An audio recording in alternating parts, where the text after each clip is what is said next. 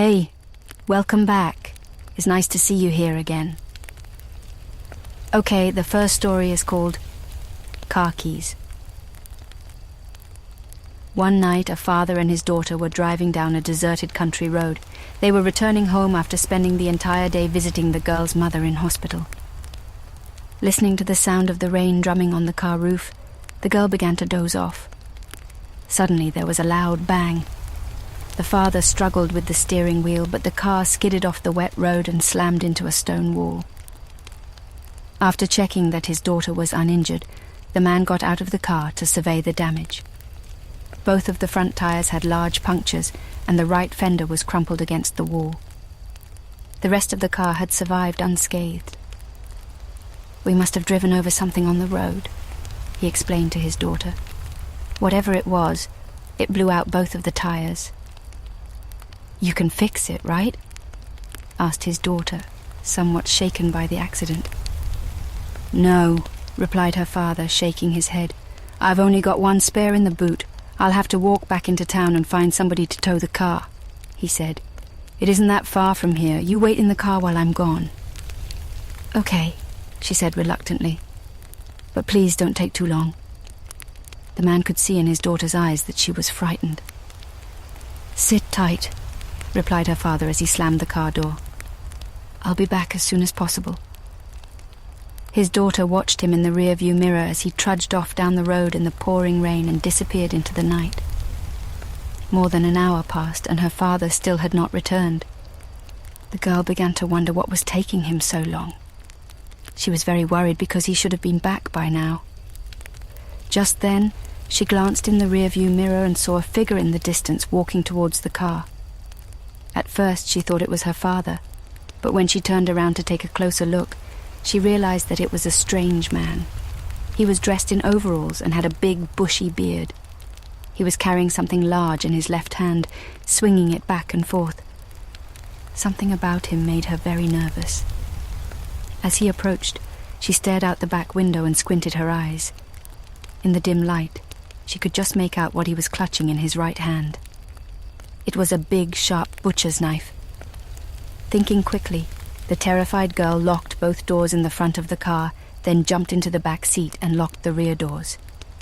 When she looked up again, she saw that the strange man had stopped in his tracks and seemed to be staring directly at her. Suddenly, the man raised his arm and the girl let out a blood-curdling scream. In his left hand, he was clutching her father's severed head. She just kept screaming and screaming. She couldn't stop herself.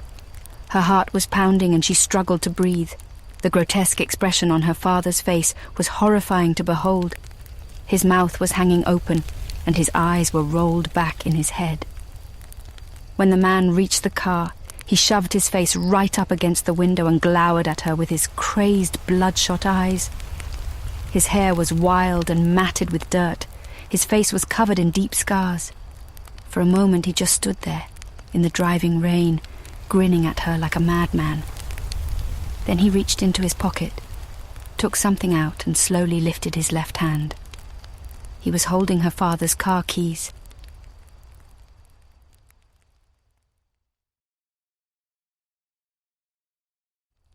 All right, the next one is called Antique Doll.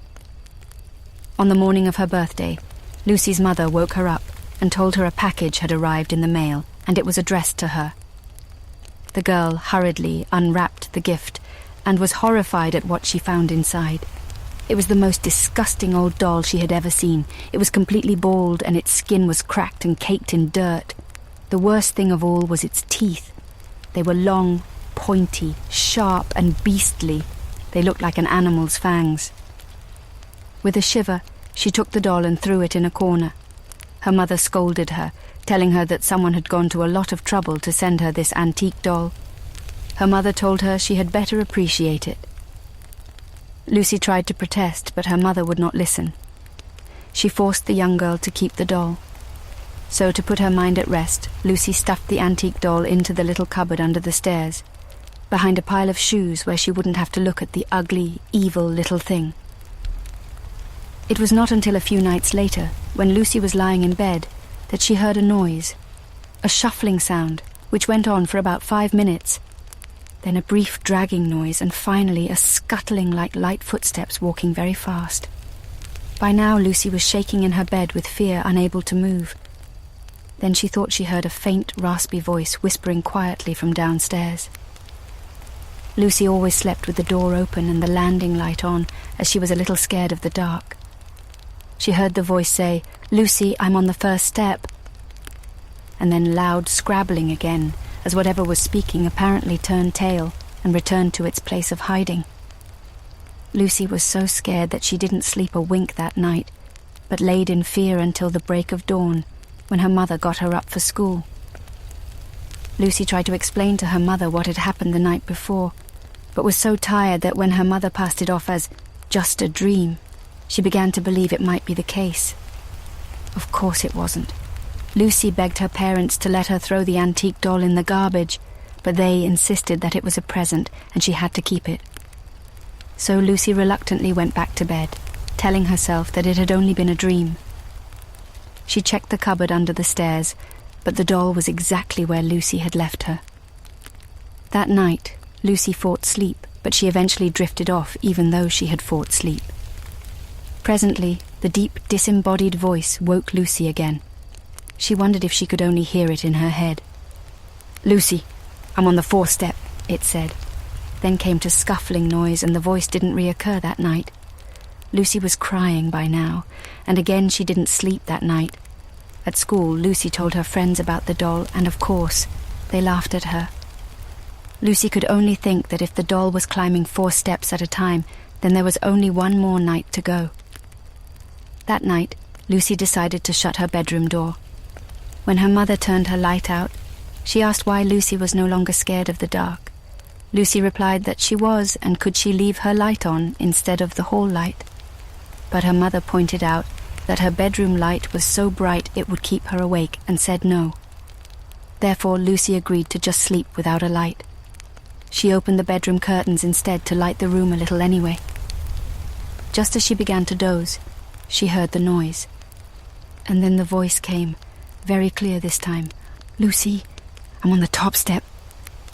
In the darkness of her bedroom, Lucy heard a click and trembled with fear.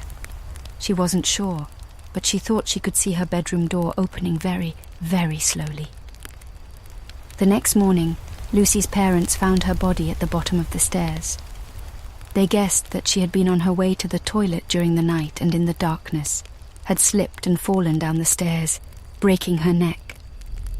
The antique doll was found beside her body and was buried with Lucy. Everyone said what a tragedy it was. "She loved that doll," said her mother. "Now they can be together. Forever."